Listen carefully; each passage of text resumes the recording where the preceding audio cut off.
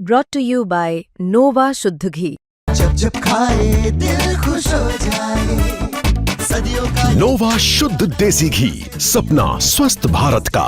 I love घी। तो आदाब, नमस्कार, गुड इवनिंग, सत श्री अकाल। एक बार फिर आप तमाम लोगों का स्वागत है क्राइम तक की कहानी के इस एपिसोड में। उम्मीद है पूरी फैमिली अच्छी होगी, अपना और अपनों का ख्याल रख रही होगी। सबसे पहले पूरी क्राइम तक फैमिली टीम से माफ़ी इसलिए कि लास्ट एक हफ्ते से, लास्ट 1 वीक से कहानी नहीं थी। उसकी वजह ये कि मैं खुद दिल्ली में नहीं था और बिहार में चूँकि इलेक्शन है 2 फेजेज़ में, 14 को शायद रिज़ल्ट भी है, तो मुझे डॉक्यूमेंट्री बनानी थी। जितने भी बिहार के क्रिमिनल डॉन बाहुबली इस इलेक्शन में लड़ रहे हैं, और हमेशा चुनाव में बिहार ही सबसे ज़्यादा, चाहे तो पहले बूथ रिगिंग हुआ करती थी, बूथ कैप्चरिंग, फिर चुनाव में वायलेंस, हिंसा और अपराधियों को क्यों टिकट दिया जाता है। तो पूरी हिस्ट्री शुरू से लेकर आखिर तक, कैसे कैसे डॉन, कैसे कैसे क्रिमिनल, कैसे कैसे डाकू, तो उसके लिए पूरा एक ट्रैवल करना था। और पहली बार अपने करियर में मैं दिल्ली से बाई रोड बिहार के अलग अलग हिस्सों में गया था। तो गोरखपुर से होते हुए फिर बिहार में एंट्री मारी, जीरादेई गया, सिवान गया, इसके अलावा चंपारण, पश्चिमी चंपारण, बेतिया, बगहा, बेगूसराय, मोकामा हॉट सीट है इस बार, क्योंकि 2 सबसे बड़े बाहुबली उनमें मुकाबला है। एक सूरज भान, उनकी पत्नी चुनाव लड़ रही इसी सीट से, और दूसरी तरफ अनंत सिंह, जिनकी पत्नी पिछली बार लड़ी थी, अब खुद अनंत सिंह मैदान में। तो अनंत सिंह और सूरज भान से लंबे वक्त के बाद मुलाकात भी हुई, बात भी हुई। वो सारी चीज़ें आपको बाद में बताएंगे। इस दौरान में बहुत सारे क्राइम तक फैमिली मेम्बर मिले मुझे बिहार में अलग अलग जगहों पर, बड़ी खुशी भी हुई। और फिर मैंने बहुत सारे मेल पढ़े आप तमाम लोगों के, थैंक यू सो मच। बहुत सारे लोगों ने कंसर्न भी जताया कि ऐसा क्यों है, कहाँ है। तो बस इलेक्शन को लेके चूँकि बहुत सारी जिम्मेदारियाँ होती हैं, कई बार भागना पड़ता है, इस वजह से एक हफ्ते की ये कहानी मिस हुई। लेकिन अब आज से वही सिलसिला शुरू। तो शुरुआत आज की कहानी से। आज की कहानी जब मैं रिसर्च कर रहा था तो मेरे जहन में एक सवाल आया था कि अगर हर फील्ड का एक्सपर्टी, हर अपने अपने काम का माहिर एक परफेक्ट क्राइम करने के बारे में सोचे तो क्या होगा।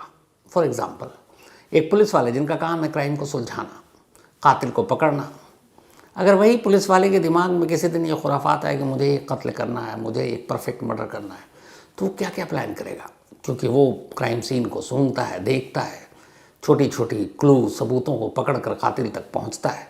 लेकिन वही अगर कातिल का रूप धारण करे तो फिर क्या क्या ऐसी चीज़ करेगा जिससे वो पकड़ा ना जाए। एक फॉरेंसिक एक्सपर्ट, जिसके लिए क्राइम सीन सबसे इम्पॉर्टेंट होता है, पुलिस की जो मदद करता है, वहाँ पे फिंगरप्रिंट से लेके डीएनए सैम्पलिंग, बाकी छोटी छोटी चीज़ें। लेकिन अगर वही फॉरेंसिक एक्सपर्ट खुद ही ये तय कर ले कि मुझे कत्ल करना है, तो सोचिए वो क्या क्या कर सकता है। दूर क्यों जा रहे हैं, एक क्राइम जर्नलिस्ट, क्राइम रिपोर्टर जो सारी ज़िंदगी क्राइम रिपोर्टिंग करता रहता है और सोचता है कि ये यहाँ पे ये सबूत था, यहाँ ये था, इसलिए कातिल पकड़ा गया, यहाँ ये लूपहोल था, उसने ये एविडेंस छोड़ा, तो उसके दिमाग में भी आ जाए तो फिर वो क्या क्या करेगा।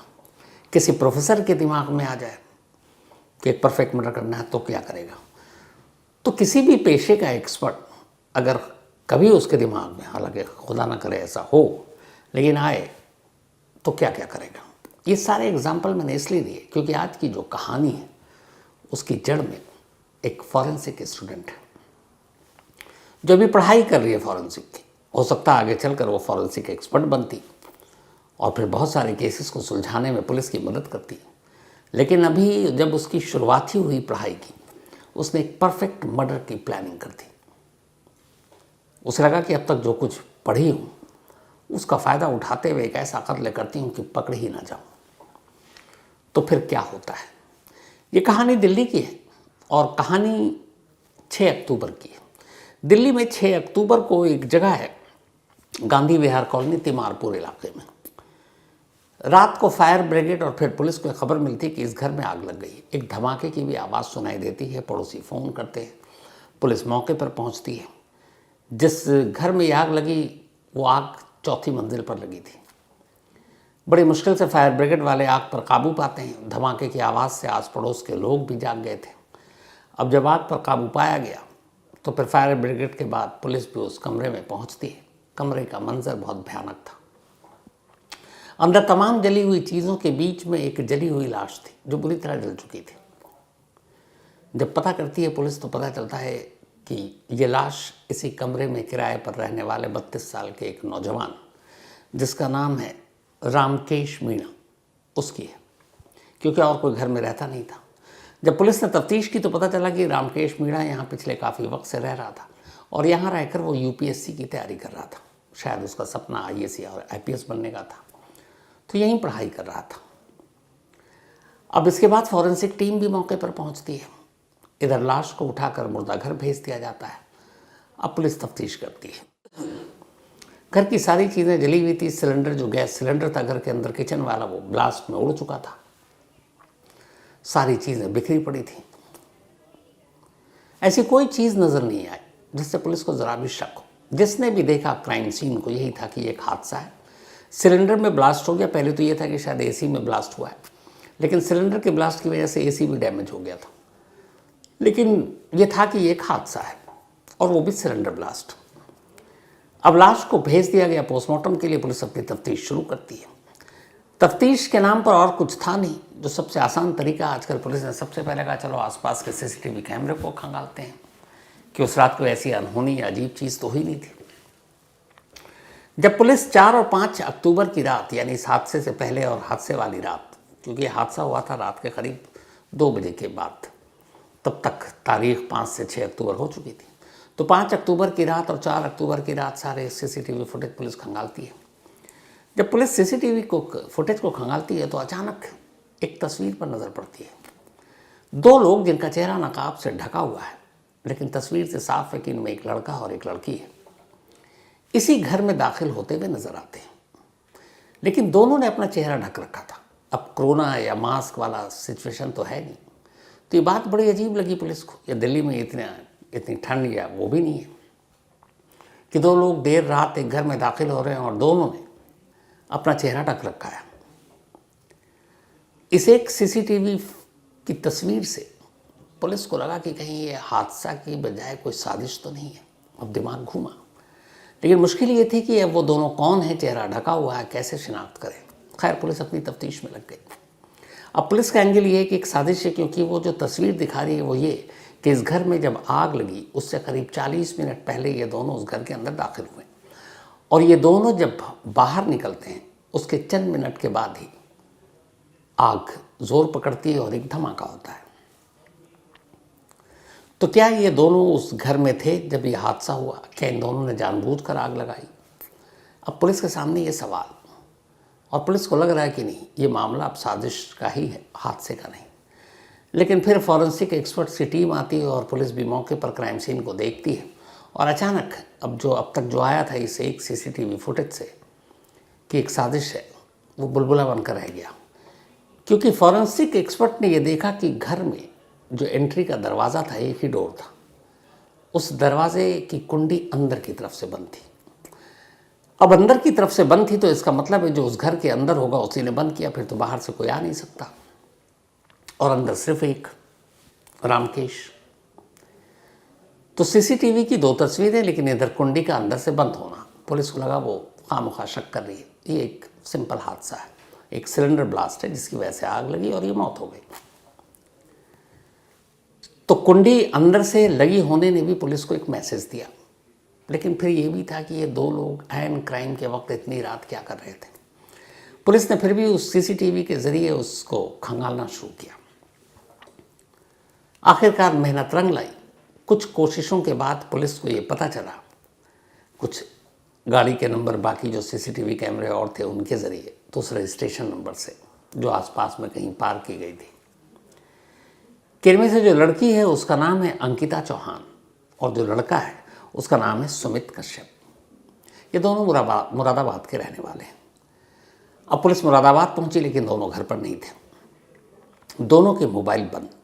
अब पुलिस को डाउट होना शुरू हुआ कि हादसे वाली रात ये दोनों घर पर हैं, उसके बाद से मोबाइल बंद है और फिर उसके बाद ये अपने घर से गायब है।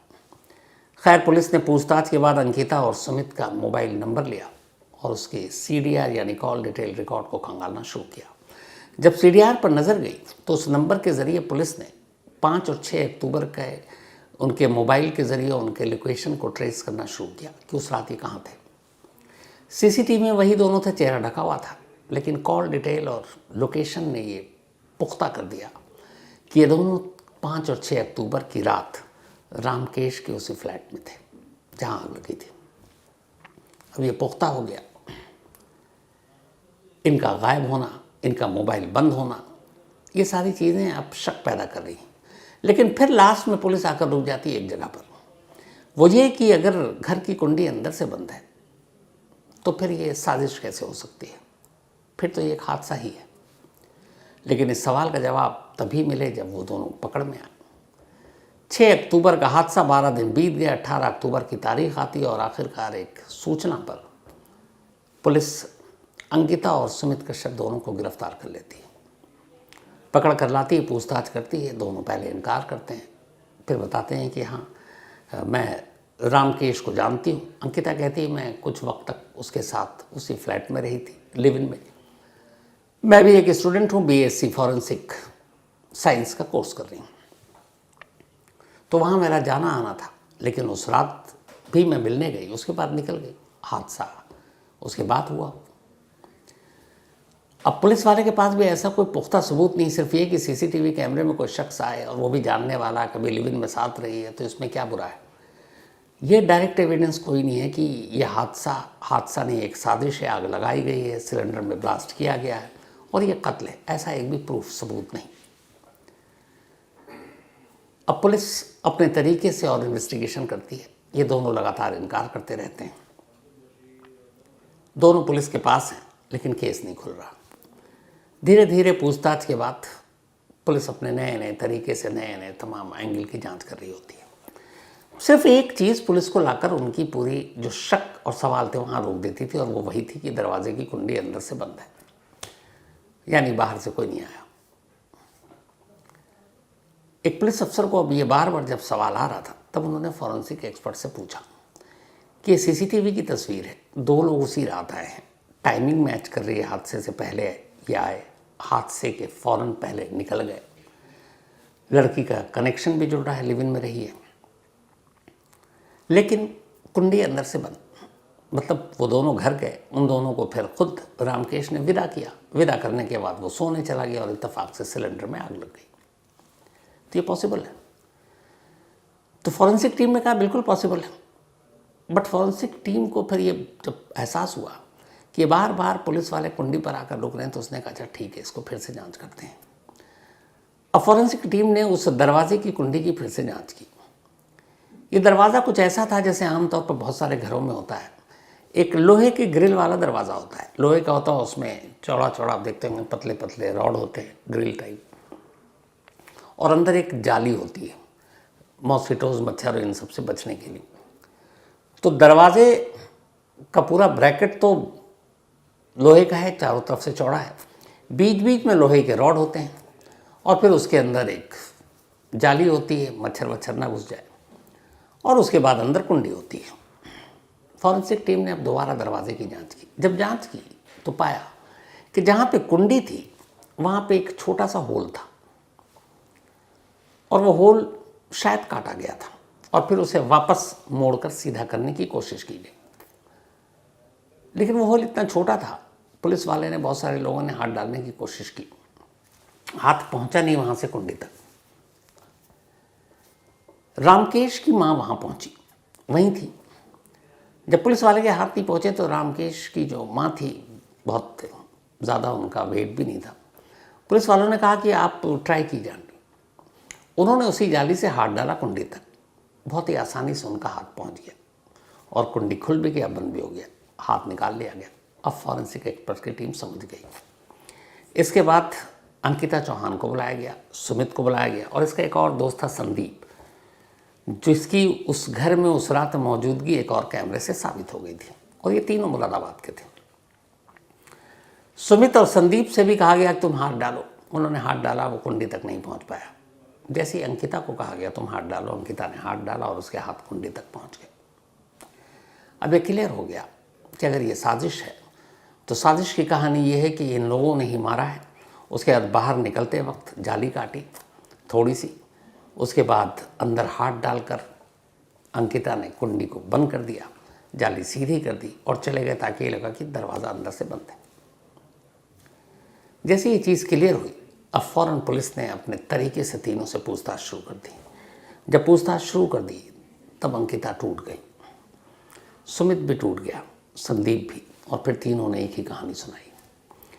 कहानी ये थी कि 2025 में ही मई में अंकिता, जो बीएससी की स्टूडेंट थी, फॉरेंसिक साइंस की पढ़ाई कर रही थी, वो एक फॉरेंसिक एक्सपर्ट बनना चाहती थी।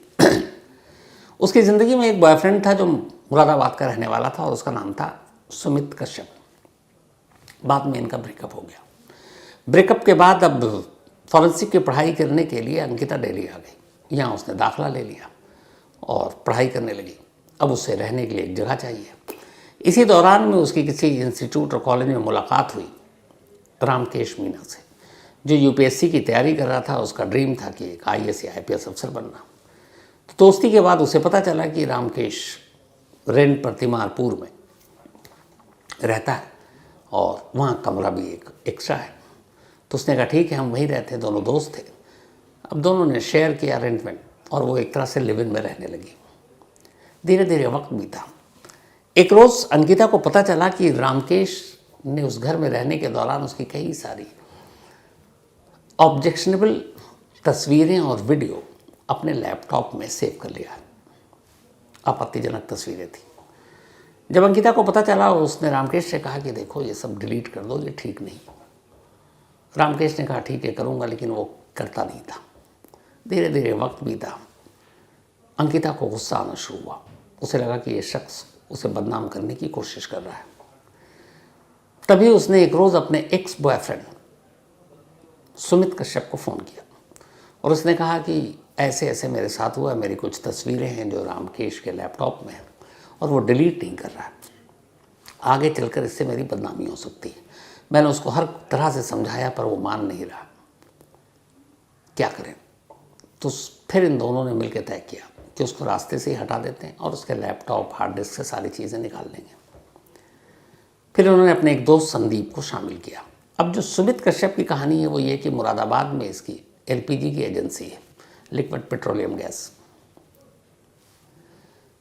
चूंकि अंकिता वहाँ रही थी, उस घर के नक्शे और सारी चीज़ें पता थी।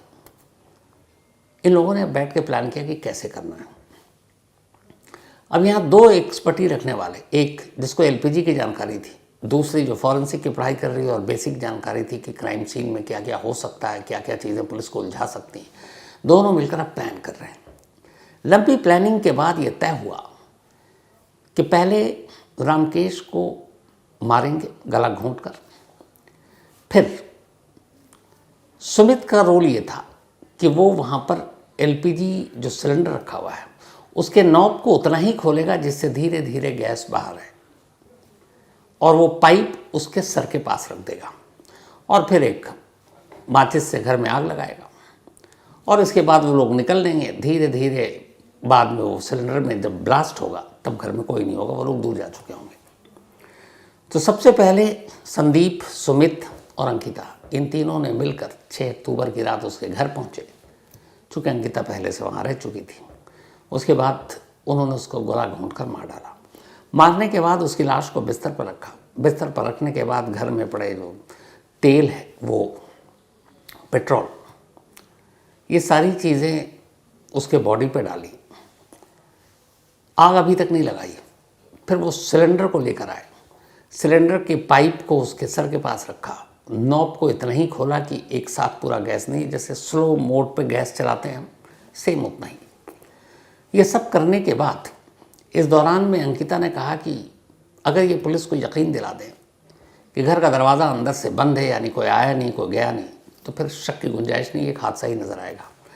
तब अंकिता ने दरवाज़ा के पास उस जाली में थोड़ा सा कट किया, अपने हाथ को डाला और देखा कि यहाँ से कुंडी लगा सकती हूँ। ये सब कुछ तय हो गया। फिर उसके बाद आग लगाई गई लाश को। तेल और पेट्रोल डालने के बाद गैस ऑन कर दिया गया। अब धीरे धीरे गैस रिस रहा है, धीरे धीरे आग बढ़ रही है और इस दौरान में ये तीनों बाहर निकलते हैं। अंकिता हाथ डालकर उसी जाली से कुंडी को अंदर से बंद कर देती है और ये लोग वहाँ से चले जाते हैं। कुछ देर के बाद आग धीरे धीरे लौ तेज़ पकड़ती है और फिर पाइप को भी अब जलाना शुरू कर देती है, क्योंकि पाइप रबड़ का था। और धीरे धीरे इसके बाद उस सिलेंडर तक पहुँचती है और सिलेंडर में धमाका होता है। जब धमाका होता है तो पड़ोसियों को आवाज़ जाती है और फिर वो पुलिस को फ़ोन करते हैं, पुलिस पहुँचती है और इस तरीके से रामकेश की मौत की कहानी सामने आती है। तो अश्लील तस्वीरों की वजह से अंकिता ने यह कत्ल किया। पुलिस को लैपटॉप तो मिला, इन लोगों ने जाते वक्त हार्ड डिस्क ले लिया, लैपटॉप छोड़ दिया था ताकि पुलिस को ये भी शक ना हो कि लैपटॉप गायब है, मतलब, और इसके पीछे साजिश हो सकती है। यहाँ पे भी पूरी प्लानिंग थी कि लैपटॉप अगर गायब कर दूँ, मोबाइल गायब कर दूँ तो पुलिस को लगेगा ये कीमती चीज़ गायब है, इसमें साजिश हो सकती है। उन्होंने लैपटॉप को तो कुछ नहीं किया, हार्ड डिस्क निकाल कर ले गए जिसमें तस्वीरें थी, अंकिता को पता था, और फिर वहाँ से निकल गए। तो फुल प्रूफ प्लानिंग करने की कोशिश की थी एक फॉरेंसिक स्टूडेंट ने, एक जिसे सिलेंडर की जानकारी थी, और लगभग ये कामयाब हो गए थे। लेकिन वो जो कुंडी वाली बात थी, फॉरेंसिक एक्सपर्ट ने उसको पकड़ लिया। तो एक स्टूडेंट होता है, एक टीचर होता है। अभी अंकिता एक फॉरेंसिक की स्टूडेंट थी और जो क्राइम सीन पर पहुंचे थे वो उसके उस्ताद थे। तो उन्होंने उस चीज़ को पकड़ लिया कि इस कुंडी को बाहर से हाथ डालकर बंद किया और इस तरीके से ये केस खुल गया।